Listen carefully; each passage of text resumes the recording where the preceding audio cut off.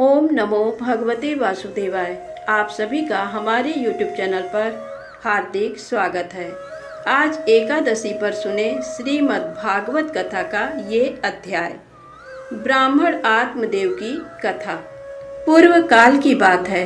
तुंगभद्रा नदी के तट पर एक उत्तम नगर बसा हुआ था।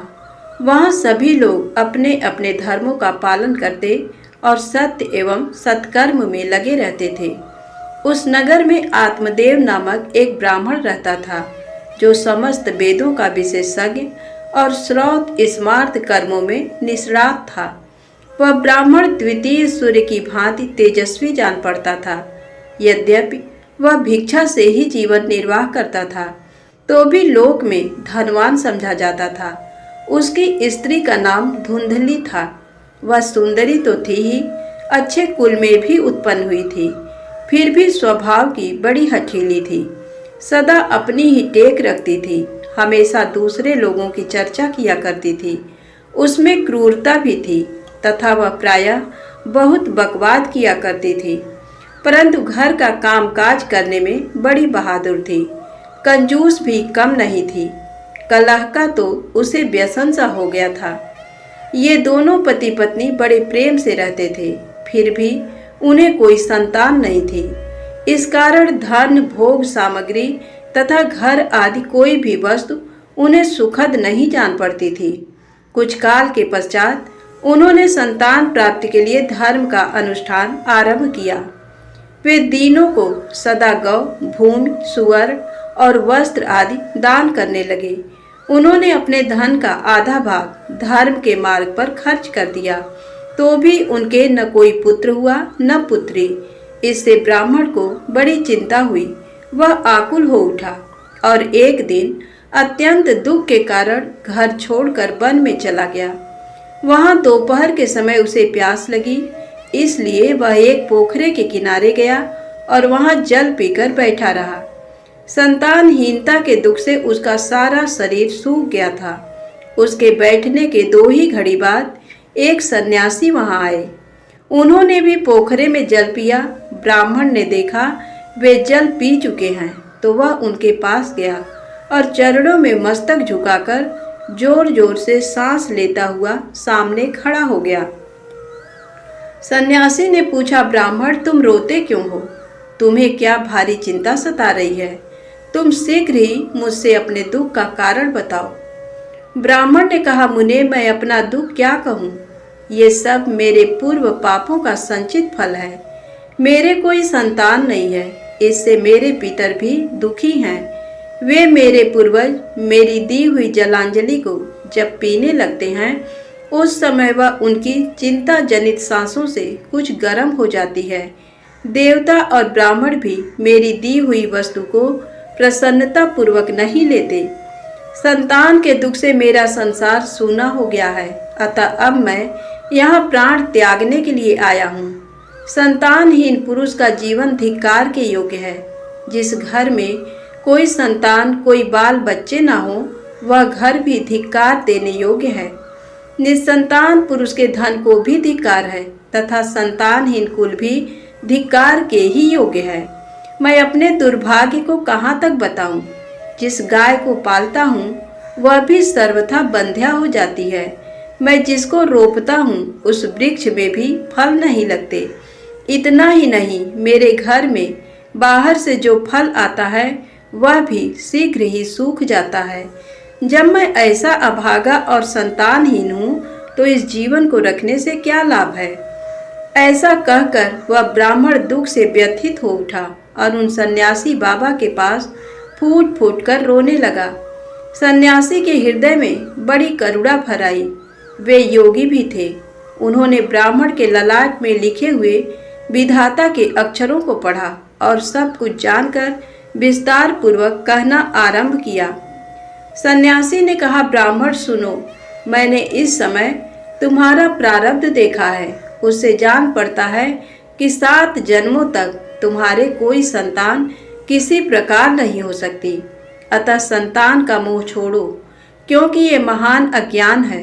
देखो, कर्म की गति बड़ी प्रबल है, अतः विवेक का आश्रय लेकर संसार की वासना त्याग दो। पूर्व काल में संतान के ही कारण राजा सगर और अंग को दुख भोगना पड़ा था। इसलिए अब तुम कुटुंब की आशा छोड़ दो, त्याग में ही सब प्रकार का सुख है। ब्राह्मण बोले, बाबा विवेक से क्या होगा, मुझे तो जैसे बने वैसे पुत्र ही दीजिए, नहीं तो मैं शोक से मूर्छित होकर आपके आगे ही प्राण त्याग दूंगा। पुत्र आदि के सुख से हीन ये सन्यास तो सर्वथा नीरस ही है। संसार में पुत्र पौत्रों से भरा हुआ गृहस्थ आश्रम ही सरस है। ब्राह्मण का ये आग्रह देख उन तपोधन ने कहा, देखो विधाता के लेख को मिटाने का हठ करने से राजा चित्रकेत को कष्ट भोगना पड़ा। अतः दैव ने जिसके पुरुषार्थ को कुचल दिया हो, ऐसे पुरुष के समान तुम्हें पुत्र से सुख नहीं मिलेगा। फिर भी तुम हठ करते जा रहे हो, तुम्हें केवल अपना स्वार्थ ही सूझ रहा है, अतः मैं तुमसे क्या कहूँ। अंत में ब्राह्मण का बहुत आग्रह देख सन्यासी ने उसे एक फल दिया और कहा, इसे तुम अपनी पत्नी को खिला देना, इससे उसके एक पुत्र होगा। तुम्हारी स्त्री को चाहिए कि वह 1 वर्ष तक सत्य, शौच, दया और दान का नियम पालती हुई प्रतिदिन एक समय भोजन करे। इससे उसका बालक अत्यंत शुद्ध स्वभाव वाला होगा। ऐसा कहकर वे योगी महात्मा चले गए और ब्राह्मण अपने घर लौट आया। यहाँ उसने अपनी पत्नी के हाथ में वह फल दे दिया और स्वयं कहीं चला गया। उसकी पत्नी तो कुटिल स्वभाव की थी। अपनी सखी के आगे रो रो कर इस प्रकार कहने लगी, अहो मुझे तो बड़ी भारी चिंता हो गई, मैं तो इस फल को नहीं खाऊंगी। सखी, इस फल को खाने से गर्भ रहेगा और गर्भ से पेट बढ़ जाएगा, फिर तो खाना पीना कम होगा और इससे मेरी शक्ति घट जाएगी। ऐसी दशा में तुम ही बताओ, घर का काम धंधा कैसे होगा। यदि दैववश गांव में लूट पड़ जाए तो गर्भिणी स्त्री भाग कैसे सकेगी। यदि कहीं सुखदेव जी की तरह ये गर्भ भी 12 वर्षों तक पेट में ही रह गया तो इसे बाहर कैसे निकाला जाएगा। यदि कहीं प्रसव काल में बच्चा टेढ़ा हो गया तब तो मेरी मौत ही हो जाएगी। बच्चा पैदा होते समय बड़ी असह्य पीड़ा होती है।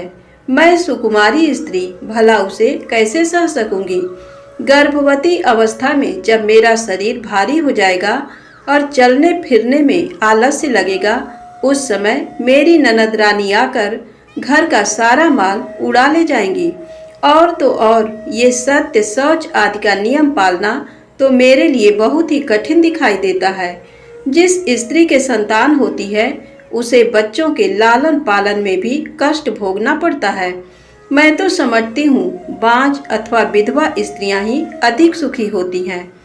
इस प्रकार कुतर्क करके उस ब्राह्मणी ने फल नहीं खाया। जब पति ने पूछा, तुमने फल खाया, तो उसने कह दिया, हाँ खा लिया। एक दिन उसकी बहन अपने आप ही उसके घर आई। धुंधली ने उसके आगे अपना सारा वृत्तांत सुनाकर कहा, बहन मुझे इस बात की बड़ी चिंता है कि संतान न होने पर मैं पति को क्या उत्तर दूंगी। इस दुख के कारण मैं दिनों दिन दुबली हुई जा रही हूँ, बताओ मैं क्या करूँ। तब उसने कहा, दीदी मेरे पेट में बच्चा है, प्रसव होने पर वह बालक मैं तुमको दे दूंगी। तब तक तुम गर्भवती स्त्री के भांति घर में छिपकर मौज से रहो। तुम मेरे पति को धन दे देना, इससे वे अपना बालक तुम्हें दे देंगे तथा लोगों में इस बात का प्रचार कर देंगे कि मेरा बच्चा 6 महीने का होकर मर गया। मैं प्रतिदिन तुम्हारे घर में आकर बच्चे का पालन पोषण करती रहूंगी। तुम इस समय परीक्षा लेने के लिए ये फल गौ माता को खिला दो। तब उस ब्राह्मणी ने स्त्री स्वभाव के कारण वह सब कुछ वैसे ही किया। तदनंतर समय आने पर उसकी बहन को बच्चा पैदा हुआ। बच्चे के पिता ने बालक को लाकर एकांत में धुंधली को दे दिया। उसने अपने स्वामी को सूचना दे दी कि मेरे बच्चा पैदा हो गया और कोई कष्ट नहीं हुआ। आत्मदेव के पुत्र होने से लोगों को बड़ी प्रसन्नता हुई। ब्राह्मण ने बालक का जात कर्म संस्कार करके ब्राह्मणों को दान दिया। उसके दरवाजे पर गाना बजाना आदि नाना प्रकार का मांगलिक उत्सव होने लगा। धुंधली ने स्वामी से कहा, मेरे स्तनों में दूध नहीं है, फिर गाय भैंस आदि अन्य जीवों के दूध से मैं बालक का पोषण कैसे करूंगी। मेरी बहन को भी बच्चा हुआ था, किंतु वह मर गया, अतः अब उसी को बुलाकर घर में रखिए, वही आपके बालक का पालन पोषण करेगी। उसके पति ने पुत्र की जीवन रक्षा के लिए सब कुछ किया। माता ने उसका नाम धुंधकारी रखा। तदनंतर 3 महीने बीतने के बाद ब्राह्मण की गौ ने भी एक बालक को जन्म दिया, जो सर्वांग सुंदर, दिव्य, निर्मल तथा सुवर्ण की सी कांति वाला था। उसे देखकर ब्राह्मण देवता को बड़ी प्रसन्नता हुई और उसने स्वयं ही बालक के सब संस्कार किए। उस बालक के कान गौ के समान थे। ये देखकर आत्मदेव ने उसका नाम गोकर्ण रख दिया। कुछ काल व्यतीत होने पर वे दोनों बालक जवान हो गए। उनमें गोकर्ण तो पंडित और ज्ञानी हुआ, किंतु धुंधकारी महादुष्ट निकला। स्नान और शौचाचार का तो उसमें नाम भी नहीं था। वह अभक्ष्य भक्षण करता, क्रोध में भरा रहता और बुरी बुरी वस्तुओं का संग्रह किया करता था। भोजन तो वह सबके हाथ का कर लेता था, चोरी करता, सब लोगों से द्वेष बढ़ाता, दूसरों के घरों में आग लगा देता और खिलाने के बहाने छोटे बच्चों को पकड़कर कुएं में डाल देता था। जीवों की हिंसा करने का उसका स्वभाव हो गया था। वह हमेशा हथियार लिए रहता और दीन दुखियों तथा अंधों को कष्ट पहुंचाया करता था। चांडालों के साथ उसने खूब मेल बढ़ा लिया था। वह प्रतिदिन हाथ में फंदा लिए कुत्तों की टोली के साथ शिकार की टोह में घूमता रहता था। उसने बेश्या के कुसंग में पड़कर पिता का सारा धन बर्बाद कर दिया। एक दिन तो माता पिता को खूब पीटकर वह घर के सारे बर्तन भांडे उठा ले गया। इस प्रकार धनहीन हो जाने के कारण बेचारा बाप फूट फूट कर रोने लगा। वह बोला, इस प्रकार पुत्रवान बनने से तो अपुत्र रहना ही अच्छा है। कुपुत्र बड़ा ही दुखदाई होता है। अब मैं कहाँ रहूं, कहाँ जाऊं, कौन मेरा दुख दूर करेगा। हाय, मुझ पर बड़ा भारी कष्ट आ पहुंचा। अब तो मैं इस दुख से अपना प्राण त्याग दूंगा। इसी समय ज्ञानवान गोकर्ण जी वहां आए और वैराग्य का महत्व दिखलाते हुए अपने पिता को समझाने लगे। पिताजी, इस संसार में कुछ भी सार नहीं है, दुख ही इसका स्वरूप है। ये जीवों को मोह में डालने वाला है। भला यहाँ कौन किसका पुत्र है और कौन किसका धन। जो इनमें आसक्त होता है उसे ही रात दिन जलना पड़ता है। इंद्र अथवा चक्रवर्ती राजाओं को भी कोई सुख नहीं है। सुख तो बस एकांतवासी वैराग्यवान मुनि को ही है। संतान के प्रति जो आपकी ममता है, ये महान अज्ञान है। इसे छोड़िए। मोह में फंसने से मनुष्य को नरक में ही जाना पड़ता है। औरों की तो बात ही क्या है। आपका ये प्रिय शरीर भी एक न एक दिन नष्ट हो जाएगा, आपको छोड़कर चल देगा। इसलिए आप अभी से सब कुछ छोड़कर वन में चले जाइए। गोकर्ण की बात सुनकर उनके पिता आत्मदेव वन में जाने के लिए उद्यत होकर बोले, तात, मुझे वन में रहकर क्या करना चाहिए, ये विस्तार पूर्वक बताओ। मैं बड़ा सठ हूँ। अब तक कर्म बस स्नेह के बंधन में बंधकर मैं अपंग की भांति इस गृह रूपी अंधेरे कुएं में ही पड़ा हुआ हूँ। दयानिधे, तुम निश्चय ही मेरा उद्धार करो। गोकर्ण ने कहा, पिताजी, हड्डी मांस और रक्त के पिंड रूप इस शरीर में आप मैंपन का अभिमान छोड़ दीजिए और स्त्री पुत्र आदि वे मेरे हैं, इस भाव को सदा के लिए त्याग दीजिए। इस संसार को निरंतर क्षण भंगुर देखिए और एकमात्र वैराग्य रस के रसिक होकर भगवान के भजन में लग जाइए। सदा भगवत भजन रूप दिव्य धर्म का ही आश्रय लीजिए। सकाम भाव से किए जाने वाले लौकिक धर्मों को छोड़िए। साधु पुरुषों की सेवा कीजिए। भोगों की तृष्णा को त्याग दीजिए तथा दूसरों के गुण दोषों का विचार करना शीघ्र छोड़कर निरंतर भगवत सेवा एवं भगवत कथा के रस का पान कीजिए। इस प्रकार पुत्र के कहने से आत्मदेव 60 वर्ष की अवस्था बीत जाने पर घर छोड़कर स्थिर चित्त से वन को चले गए और वहां प्रतिदिन भगवान श्रीहरि की परिचर्या करते हुए नियम पूर्वक 10वें स्कंद का पाठ करने से उन्होंने भगवान श्री कृष्ण चंद्र को प्राप्त कर लिया। सूत जी कहते हैं, पिता के विरक्त होकर वन में चले जाने के बाद एक दिन धुंधकारी ने अपनी माता को खूब पीटा और कहा, बता धन कहाँ रखा है, नहीं तो लातों से तेरी खबर लूंगा। उसकी इस बात से डरकर और पुत्र के उपद्रवों से दुखी होकर उसकी माँ रात को कुएं में कूद पड़ी। इससे उसकी मृत्यु हो गई। इस प्रकार माता पिता के न रहने पर गोकर्ण जी तीर्थ यात्रा के लिए चल दिए। वे योगनिष्ठ थे। उनके मन में इस घटना के कारण न कोई दुख था न कोई सुख, क्योंकि उनका न कोई शत्रु था न मित्र। अब धुंधकारी 5 वेश्याओं के साथ घर में रहने लगा। उनके पालन पोषण के लिए बहुत सामग्री जुटाने की चिंता से उसकी बुद्धि मोहित हो गई थी, अतः वह अत्यंत क्रूरतापूर्ण कर्म करने लगा। एक दिन उन कुलटाओं ने उससे गहनों के लिए इच्छा प्रकट की। धुंधकारी तो काम से अंधा हो रहा था, उसे अपनी मृत्यु की भी याद नहीं रहती थी। ये गहने जुटाने के लिए घर से निकल पड़ा और जहाँ तहाँ से बहुत सा धन चुराकर पुनः अपने घर लौट आया। वहाँ आकर उसने उन वेश्याओं को बहुत से सुंदर सुंदर वस्त्र और कितने ही आभूषण दिए। अधिक धन का संग्रह देखकर रात में उन स्त्रियों ने विचार किया, ये प्रतिदिन चोरी करने जाता है, अतः राजा इसे अवश्य पकड़ेंगे, फिर सारा धन छीनकर निश्चय ही इसे प्राणदंड भी देंगे। ऐसी दशा में इस धन की रक्षा के लिए हम लोग क्यों न इसे गुप्त रूप से मार डालें। इसे मार ये सारा धन लेकर हम कहीं और जगह चल दें। ऐसा निश्चय करके उन स्त्रियों ने धुंधकारी के सो जाने पर उसे रस्सियों से कसकर बांध दिया और गले में फांसी डालकर उसके प्राण लेने की चेष्टा करने लगी, किंतु वह तुरंत नहीं मरा। इससे उनको बड़ी चिंता हुई। तब उन्होंने जलते हुए अंगारे लाकर उसके मुंह पर डाल दिए।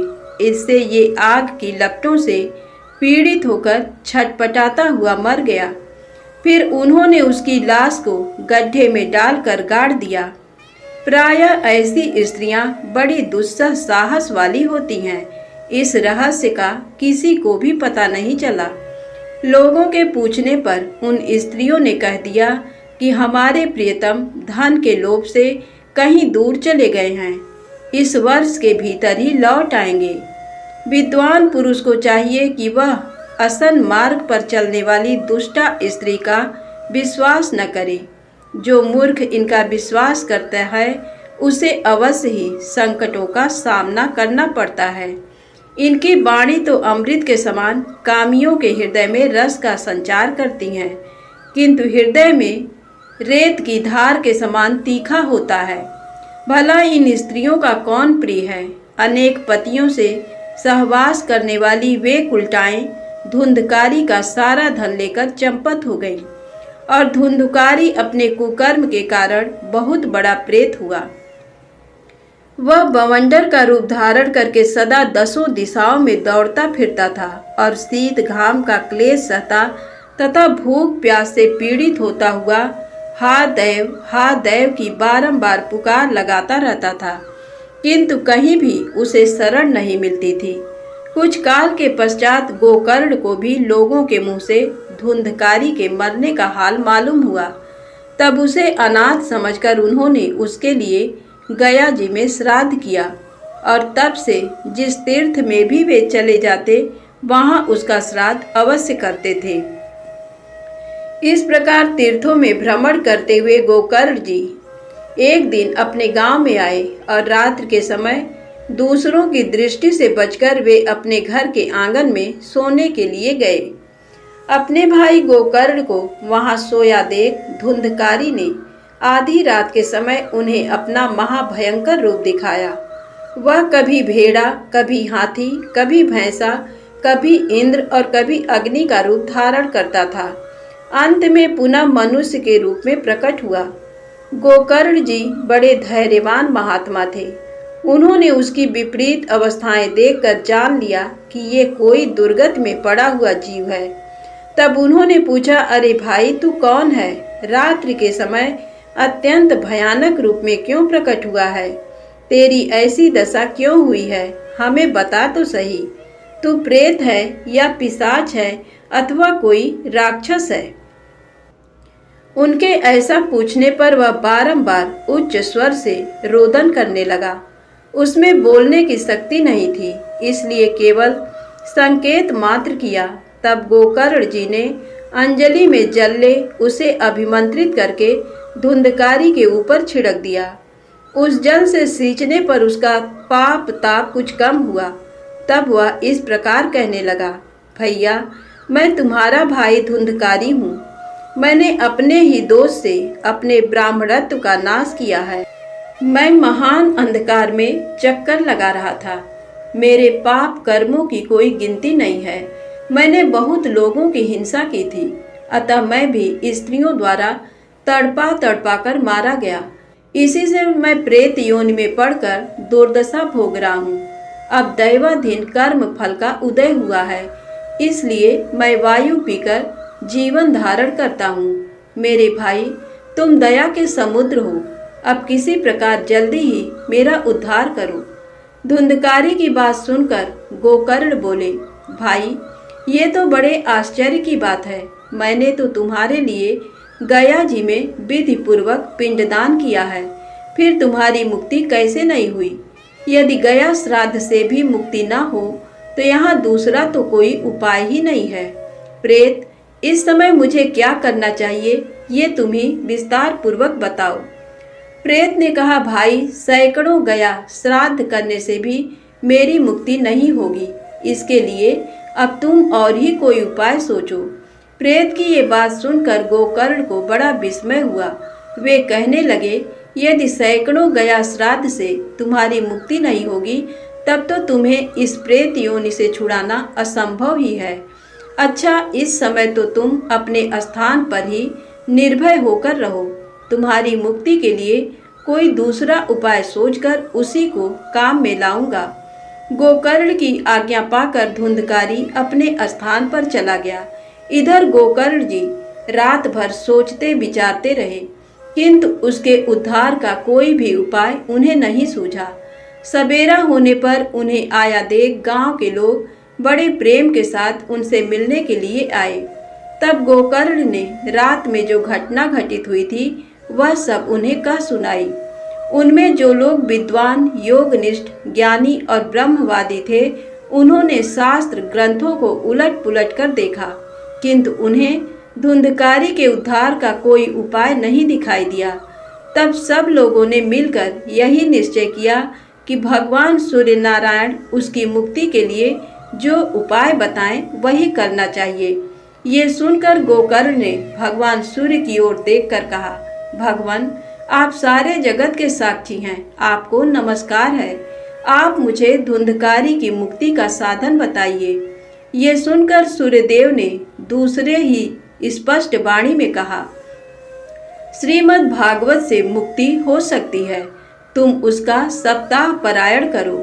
भगवान सूर्य का ये ध्वनि रूप वचन वहाँ सब लोगों ने सुना और सबने यही कहा, ये तो बहुत सरल साधना है, इसको यत्न पूर्वक करना चाहिए। गोकर्ण जी भी ऐसा ही निश्चय करके कथा बाँचने को तैयार हो गए। उस समय वहाँ कथा सुनने के लिए आसपास के स्थानों और गांवों से लोग एकत्रित होने लगे। अपंग, अंधे, बूढ़े और मंदभागी पुरुष भी अपने पापों का नाश करने के लिए वहां आ पहुँचे। इस प्रकार यहाँ बहुत बड़ा समाज जुट गया, जो देवताओं को भी आश्चर्य में डालने वाला था।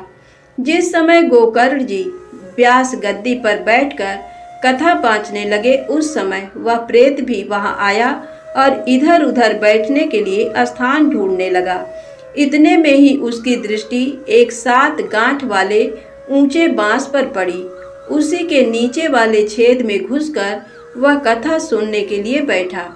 वायु रूप होने के कारण वह बाहर कहीं बैठ नहीं सकता था, इसलिए बांस में ही घुस गया था। गोकर्ण जी ने एक वैष्णव ब्राह्मण को प्रधान श्रोता बनाकर पहले स्कंद से ही स्पष्ट वाणी में कथा सुनानी आरंभ की। सायंकाल में जब कथा समाप्त होने लगी तब एक विचित्र घटना घटित हुई। सब श्रोताओं के देखते देखते तड़ तड़ शब्द करती हुई बांस की एक गांठ फट गई। दूसरे दिन शाम को दूसरी गांठ फटी और तीसरे दिन भी उसी समय तीसरी गांठ फट गई। इस प्रकार 7 दिनों में उस बांस की 7 गांठों को फोड़कर धुंधकारी ने 12 स्कंधों के श्रवण से निष्पाप हो प्रेत योनि का त्याग कर दिया और दिव्य रूप धारण करके वह सबके सामने प्रकट हो गया। उसका मेघ के समान श्याम वर्ण था, शरीर पर पीतांबर शोभा पा रहा था, गले में तुलसी की माला उसकी शोभा बढ़ा रही थी, मस्तक पर मुकुट और कानों में दिव्य कुंडल झलमला रहे थे। उसने तुरंत अपने भाई गोकर्ण को प्रणाम किया और कहा, भाई, तुमने कृपा करके मुझे प्रेत योनि के क्लेशों से मुक्त कर दिया। प्रेत योनि की पीड़ा नष्ट करने वाली ये श्रीमद् भागवत की कथा धन्य है तथा भगवान श्री कृष्ण के परम धाम की प्राप्ति कराने वाला इसका सप्ताह पारायण भी धन्य है। सप्ताह कथा सुनने के लिए बैठ जाने पर सारे पाप कांपने लगते हैं। उन्हें इस बात की चिंता होती है कि अब ये कथा शीघ्र ही हम लोगों का अंत कर देगी। जैसे आग गीली, सूखी, छोटी और बड़ी सभी तरह की लकड़ियों को जला डालती है, उसी प्रकार ये सप्ताह श्रवण मन, वाणी और क्रिया द्वारा किए हुए इच्छा या अनिच्छा से होने वाले छोटे बड़े सभी तरह के पाप को भस्म कर देता है। विद्वानों ने देवताओं को सभा में कहा है कि इस भारतवर्ष में जो पुरुष श्रीमद् भागवत की कथा नहीं सुनते उनका जन्म व्यर्थ ही है। इस लोक में श्रीमद् भागवत का सप्ताह सुनने से अपने निकट ही भगवान की प्राप्ति हो जाती है। अतः सब प्रकार के दोषों की निवृत्ति के लिए एकमात्र यही साधन है। जहाँ कथा श्रवण करने से जड़ एवं सूखे बांस की गांठें फट सकती हैं। धुंधकारी इस प्रकार की बातें कह ही रहा था कि उसे लेने के लिए आकाश से एक विमान उतरा। उसे चारों ओर मंडलाकार प्रकाश पुंज फैल रहा था। उसमें भगवान के बैकुंठवासी पार्षद विराजमान थे। धुंधकारी सब लोगों के देखते देखते उस विमान पर जा बैठा। उसमें आए हुए श्री विष्णु पार्षदों को देखकर गोकर्ण ने उनसे इस प्रकार पूछा, भगवान के परिकरों, यहाँ तो बहुत से शुद्ध अंतःकरण वाले मेरी कथा के श्रोता बैठे हुए हैं। आप लोग एक ही साथ इनके लिए भी विमान क्यों नहीं लाए?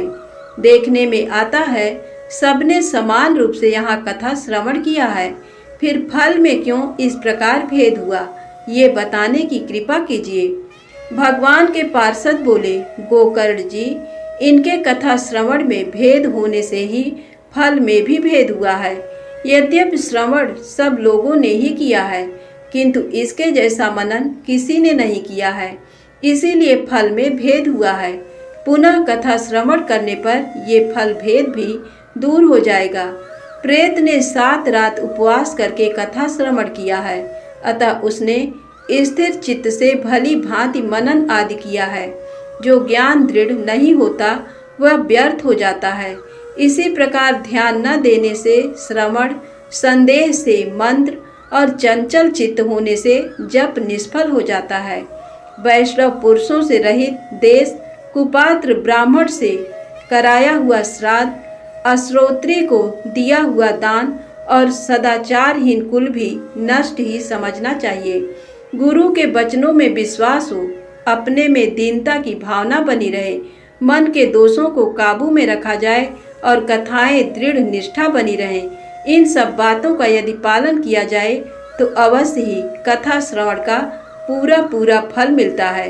पुनः कथा श्रवण करने के पश्चात इन सब लोगों का वैकुंठ में निवास निश्चित है। गोकर्ण जी, तुम्हें तो स्वयं भगवान श्री कृष्ण ही गोलोक प्रदान करेंगे। ऐसा कहकर वे सब पार्षद भगवान के नामों का कीर्तन करते हुए वैकुंठ धाम में चले गए। उसके बाद गोकर्ण जी ने पुनः श्रावण मास में कथा बाँची। सब लोगों ने 7 दिन तक उपवास करके कथा श्रवण किया। नारद जी, कथा की समाप्ति होने पर वहाँ जो कुछ हुआ उसे सुनिए।